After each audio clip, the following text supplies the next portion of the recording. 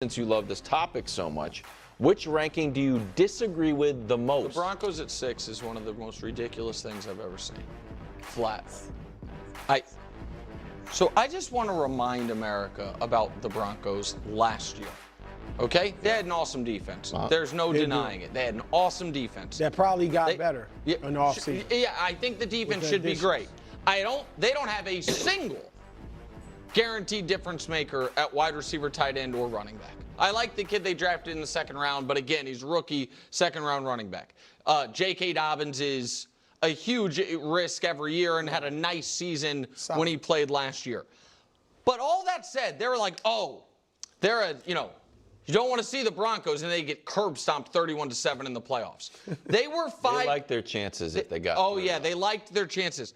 They were 5-5 last year, and then beat Kirk Cousins in his final start, where he got sat down, Gardner Minshew, Jameis Winston, Anthony Richardson, and Carson Wentz. That's how they got in. How did they get their first 5 wins? One nice one against Baker, and then beat Aaron Rodgers, Gardner Minshew again, Spencer Rattler, and Bryce Young.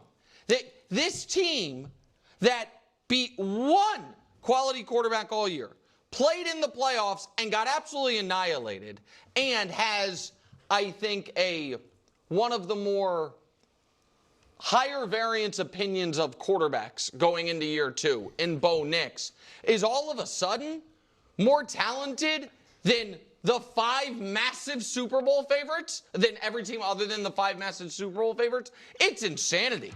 It's like it's true. Saying the Broncos have more talent than, and I'm not even in love with the team, the Niners, the Rams, the Bucks, the Texans. The Texans maybe is a different one because they have some massive weaknesses. Packers. It's just crazy. And so they played the Chiefs. What, they bounce a field goal off the? But a lot of teams played the Chiefs. No, but still, it's like. But that, again, Wilds, does it? They were 5-5 and got into the playoffs thanks to the Chiefs laying down, by the way. But they beat Kirk Cousins, Gardner Minshew, Jameis Winston, Anthony Richardson, Carson Wentz. I'm not saying they can't be good. I don't think they will be. I'm not saying they can't be. Oh, you don't think they're going to be good? No, but the idea that they are, that's like, a true Super Bowl contender. Okay. This, you see me smiling because this is great. I'm so happy he said this because, I mean, if he said like any other team, it would be, I would care a lot less. But this is great. This is great. Thank you, Nick Wright. I appreciate it. I appreciate you hating the Denver Broncos so much, a team that I clearly, truly believe in. And your lack of belief in Bo Nix makes it even better. But the fact that you now want to talk about the quarterback situation and use that as a way to kind of bring down the Broncos, it's just too perfect. I mean, I'm going to talk about the Denver Broncos and explain why Nick is wrong, but I have to do this. Okay, it's not my fault. I have to do this. Okay, but you beat Lamar Jackson and Joe Burrow in the first 2 weeks. That's fine. Okay, and Joe Burrow, we talk about how that team was awful with the Cincinnati Bengals, so hardly impressive. But you beat Kirk Cousins, I think is a bad quarterback. You beat Justin Herbert, who Nick Wright is confident is not even a top 10 quarterback. Doesn't think he's a good quarterback. You beat the New Orleans Saints with Derek Carr, who didn't even finish the game. Thinks he's a bad quarterback. Beat the 49ers, who Nick Wright thinks Brock Purdy is not a good quarterback. Las Vegas Raiders, Gardner Minshew or Aiden O'Connell in either of those games. Obviously, he just literally ripped them both. Tampa Bay Buccaneers, okay, I guess that's impressive. That's Baker Mayfield. Denver Broncos, Bo Nix, you think is not a good quarterback. Buffalo Bills, Josh Allen, oh, you lost. Carolina Panthers, Bryce Young, not a good quarterback. Los Angeles Chargers, Justin Herbert, not a good quarterback, apparently. Cleveland Browns, was this Jameis Winston or was this one of their random backups? Doesn't matter. Still not a good quarterback. CJ Stroud and the Houston Texans, who Nick ripped all season, made fun of him saying, oh, you're really not that good a quarterback. How dare you give advice to Caleb Williams? What have you achieved? There you go. Russell Wilson, not a good quarterback. Bo Nix again, obviously, there you go. So what are we impressed about here? What's impressive then? We can always play that game if we want. We can always play that game. So be very careful when and how you play that game, okay? Just saying. Let's be very clear about that. So I have to go through that. I have to go through that when you're so firm about it, okay? So that's that. But in terms of this, first off, everybody these days right now talks about how crucial the offensive line is. Pass block and run blocking. And the Denver Broncos were 1 in both. Okay, they were ranked number 1 in pass block win rate and number 1 in run block win rate. Seems pretty important since that's all anyone talks about right now. We are at the peak, from my viewpoint. We are at the peak of the importance of the O-line, O-line, O-line, O-line. If you got an O-line, you can do anything. And if you don't got an O-line, it's going to be really hard. So, and the Broncos, at least statistically, and again, this list was based specifically off of statistics, to my knowledge, right? It was just based off the analytics. It's not based off of thoughts and feelings. It's not based off of, well, I think Johnny's a better quarterback than Billy. Like, nothing to do with that. It's just strictly statistics, okay? We are also right now, we were in such an offensive frenzy over the last 10 years, maybe a little bit longer, maybe a little bit shorter, right? They changed the rules. It was passing, passing, passing. Who cares about the run game? Pass, pass, pass, pass. It's all about passing. Need wide receivers. Pay wide receivers all they want. Quarterbacks, we need them just to throw. Who cares about defense? Defense doesn't matter. It's all about scoring. You can have a terrible defense, but as long as you got the better offense, let's get after it. And they were like, okay, we've kind of come full circle on that now. And we're like, no, defense is really, really important. The Chiefs have won Super Bowls with defense. The Eagles, like the Ravens, like we see now a lot of these teams, in order to be great, it's a lot. You're a lot more. You can make the argument you're more resilient with a better defense than a better offense, actually. As long as you're well coached and prepared. And I would say that the Chiefs have kind of proven that a little bit over these last couple of years. The Eagles, the Ravens, etc. And the Broncos have an elite defense that now got even better. Okay. We now talk about, and I can't, I guess, add Sean Payton into this mix because this is just based off of the roster, but I'd argue that Sean Payton elevates the roster, then makes them better statistically, which would then make them a better, team ranking or, whatever. So, but we'll have to kind of leave that to the side. It'll be kind of like, a bridge to that, I suppose. But now, you have a great O-line and you have an elite defense, a top defense, and you have the coach that now puts all of these pieces into positions to succeed. And then the next step is now your quarterback. And just because you have a low opinion on Bo Nix, where if you said literally, if JJ McCarthy plays how Bo Nix played, the Minnesota Vikings should be disappointed. And I made a video about that, of course. And I was just like, you would be disappointed that as a rookie, your quarterback had the second most touchdown passes as a rookie in NFL history. You would be disappointed that from weeks 8 onward, so we're going to just give him the benefit of the doubt of being a little rough around the edges in the beginning of his career. I know, it's crazy to think you're just apparently supposed to be amazing just from the jump. That from weeks 8 onward, which is a huge sample size. We're not cooking the books here. A huge sample size, even including the playoffs. He was a top 10 quarterback in the NFL.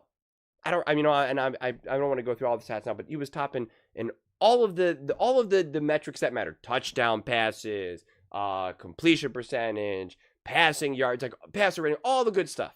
All the good. We're not zooming in and being like, well, actually, he was actually technically from weeks 12 onward, he was actually a top 11 quarterback, when dealing with, in a clean pocket. I'm not doing any of that. It's just who was a great quarterback in the final 2-3 months of the season, right? The bulk of the season. Bo Nix was actually up there. It's just a fact.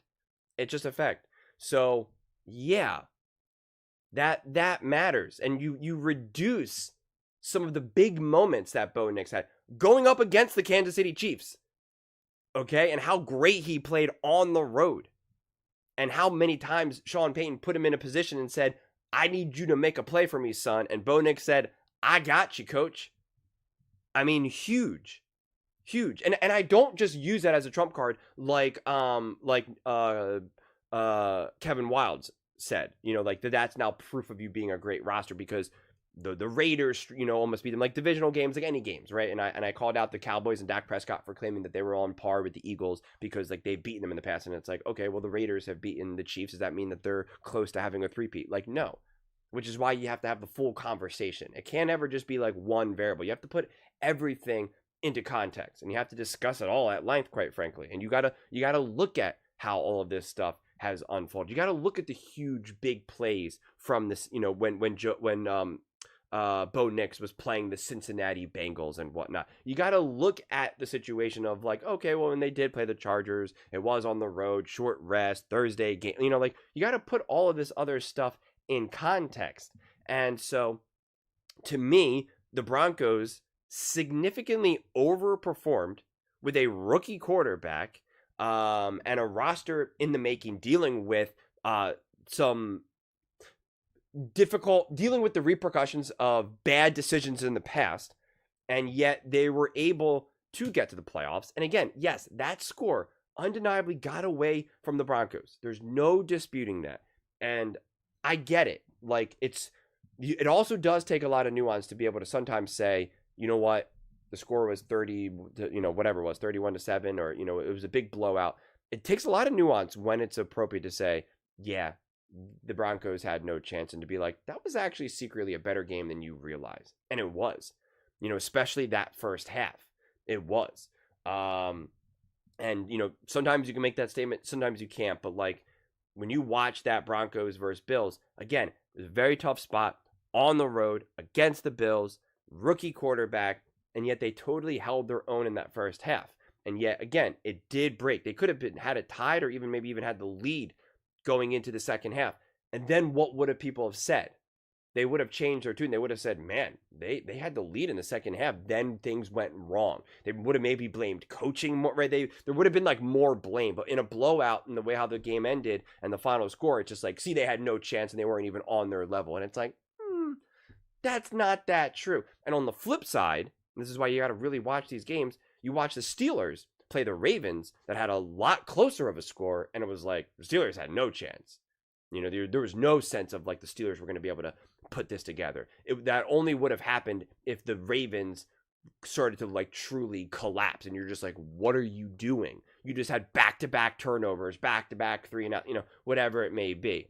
So you just can't just act like, oh, they were trash, they weren't that good, they were lucky to get in the playoffs, and then when they got to the playoffs, they got rocked. It's like, that's not entirely true. I'd make the argument, and I don't think this is really that controversial, the Broncos played the Bills better than the Kansas City Chiefs played the Eagles. I think that's actually an incredibly accurate statement. And in fact, Bo Nix and the Denver Broncos, offensively especially, looked better in that first half than the Chiefs did. And I just don't count those garbage time minutes, because that just doesn't mean anything to me in that Super Bowl. So don't downplay what the Broncos achieved. I understand we can always just look at things through the lens of like Super Bowl, conference championship game, rings, MVPs, and all that, but it's just like, it's the wrong way to look about it. Like so a lot of times when I have some of these conversations, especially when we're talking about playoffs, I'll be like, look at this playoff game compared to that playoff game, where people are like, well, that was a divisional round, or that was a wild card, and that was a Super Bowl. And it's like, I get it. And the stakes are obviously going to be higher at certain moments, but like, these are still important moments. These are still incredibly important games. And at the bottom line of it all, it's still the winner go home, which does change how players are going to play in any given moment. And so to me, the Broncos, it was kind of a success all across the board. And when you're looking at some of these other teams, you're combining the roster itself and quarterback. And right now, right, like it's tough with a team like the Bengals, because it's just like, it's hard to look past like all of those issues that they have right now, that they've had. But if I'm looking at some of these other teams, like the 49ers, I think is kind of maybe a perfect example. They were so decimated with injuries, and they had such a collection of issues that they had, and now they have to kind of rework their roster.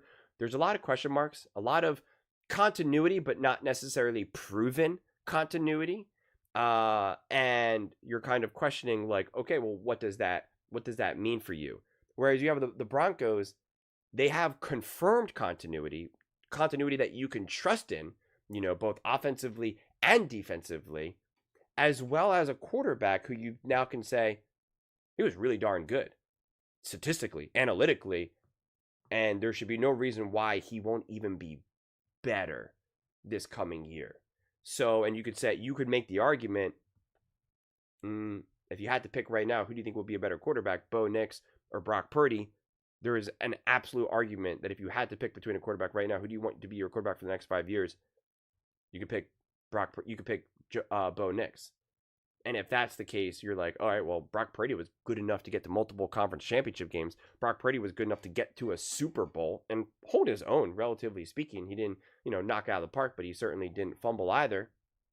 And it's like, okay, well, if we add that now to Bo Nix's abilities, what does that mean for the Broncos? This offense isn't going to be elevated even more. I mean, this offense was held not because of necessarily 100% because of lack of playmakers. Like, that's part of it as well, too. But, like, they also struggle to reliably run the ball with any degree of consistency, even though they have a great O-line. You check that box, that is going to open up everything. That's also going to open up just Sean Payton's play calling and offensive scheme that he wants to be able to do with a quarterback like a Bo Nix, which then puts players to make plays, not necessarily even if they're not, traditionally playmakers as we usually talk about them, like the Justin Jeffersons, AJ Browns, and that type of situations. But I mean, to reject who the Broncos are, just doesn't make sense to me, especially if we're just going to look at it strictly analytically. Strictly statistically. That's why I do appreciate this list, because it's just a little bit different than any of the other various opinions. This is just saying statistically, analytically, this is what seems to be the best starting lineup rankings. And it's just like, then it's just, when you look at it through that lens, it's really not that crazy. I think the Jaguars will be significantly better this year. They're ranked 22. Statistically, analytically, it makes sense that they're that low, right? But I think with the new coaching staff, the new pieces, they're going to be better. Same thing with the Patriots, right? Like, I think all of that makes total sense to me. So yeah, seems kind of straightforward to me, honestly. Just seems like people are getting a little nervous about the Broncos and the Chargers and even the Raiders. I don't know. We will see. Those are just my thoughts. I'd absolutely love to hear yours. What do you guys all think about the Broncos being so too high, and right behind those Kansas City Chiefs? Maybe they'll leapfrog them. I don't know. But let me know in the comments below. I read every single comment, so whether you agree with me or disagree with me, either way, let's get in some discussions, let's get in some fights, but ultimately, let's just have some fun. And please do consider subscribing. We're building an amazing community here, and absolutely love to see you part of it. I want to build something that we all generally feel connected to, something that we're really excited to be part of. I think we're all on our way to doing it. And please don't forget to give this video a thumbs up, as it really does help the visibility and the algorithm. Thank you so much. See you next time.